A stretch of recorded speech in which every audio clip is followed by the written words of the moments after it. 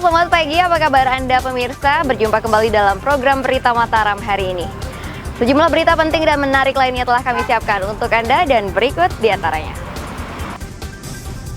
Kabel tersangkut truk, aliran listrik kedua desa terputus. Perajin tahu tempe kesulitan berproduksi karena kenaikan harga kedelai. Puluhan kerajinan karya warga binaan dikenalkan ke delegasi asing peserta WIPO. Bersama saya Rahayu Japar, inilah Berita Mataram hari ini selengkapnya.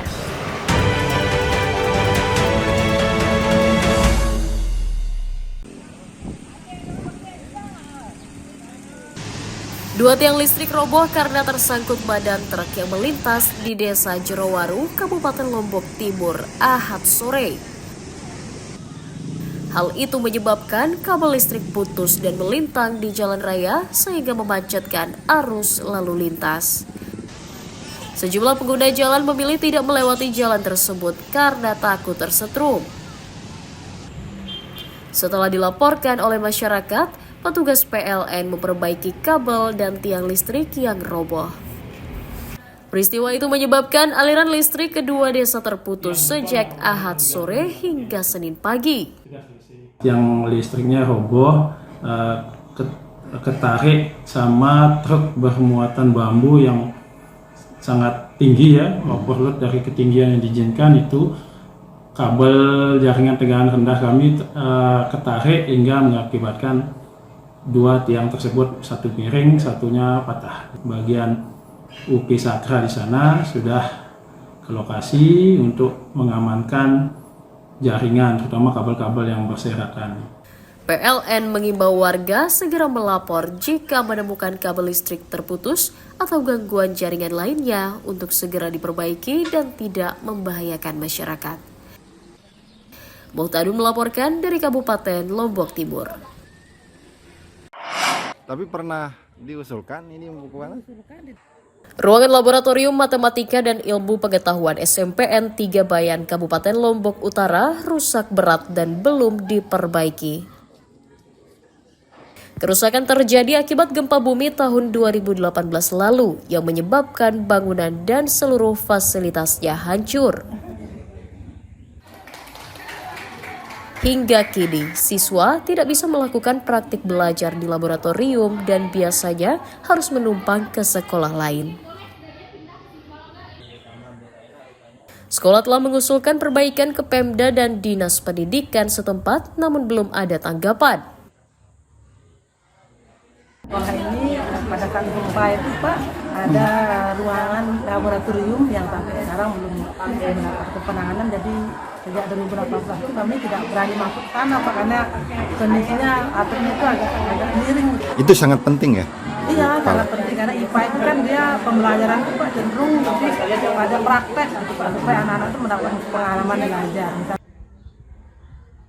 Pemerintah daerah diminta segera memperbaiki fasilitas laboratorium sekolah agar para siswa bisa belajar normal. Tapi pernah Dari Kabupaten Lombok Utara, Emi Kusuma melaporkan.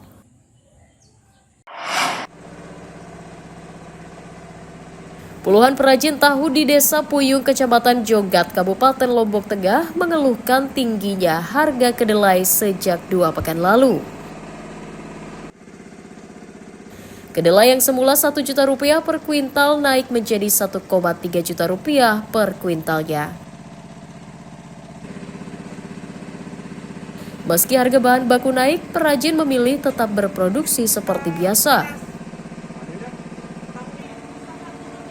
Mereka juga tidak menaikkan harga jual karena khawatir dikomplain pelanggan.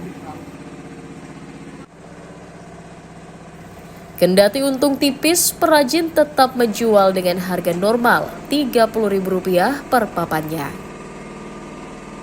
Tetap harga sekarang harganya makin hari semakin naik. biasanya berapa harganya? 1 juta? Biasanya dulu 1 juta. 1 juta. Sekarang Lokal. yang lokal. Sekarang belum impor. kalau sekarang berapa ya?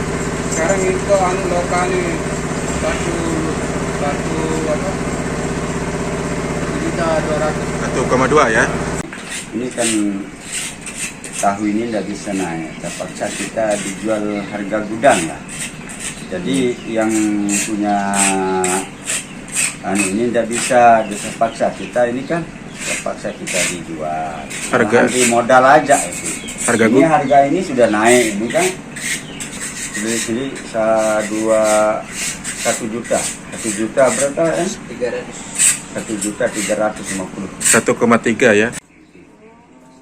Perajin berharap Pemda menurunkan harga kedelai di pasaran agar usaha mereka tidak gulung tikar. Lukmanul Hakim melaporkan dari Kabupaten Lombok Tengah.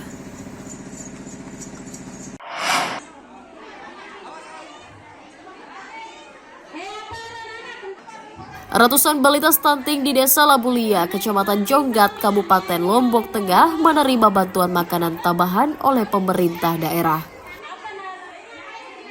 Pemda memberikan bantuan 1 papan telur berisi 30 butir kepada 154 keluarga yang anaknya mengalami gagal tumbuh kembang.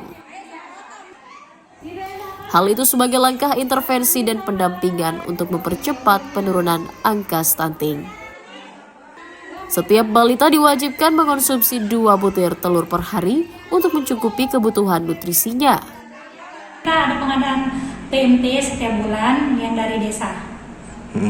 Tapi lebih utamakan ke telur banyak sekarang ya? Ya, karena dia itu sumber protein hewani, makanya kita lebih pasti ada sumber proteinnya di setiap kita pemberian PMT.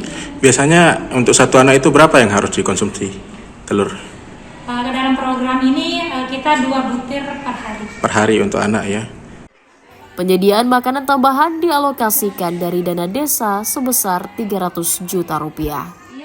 Ada nggak anggaran khusus yang kita siapkan untuk penanganan stunting? Kalau untuk dari desa itu PMT-nya sudah setiap tahun kita anggarkan untuk PMT-nya di masing-masing dusun sudah diberikan masing-masing kader atau tempat-tempat posyandu itu sudah dianggarkan dari desa dan itu besar sekali kita anggarkan. Pemerintah Kabupaten Lombok Tengah mencatat jumlah anak stunting mencapai 12.446 orang atau sekitar 13,34% dari total 96.460 kelahiran bayi. Lukmanul Hakim melaporkan dari Kabupaten Lombok Tengah.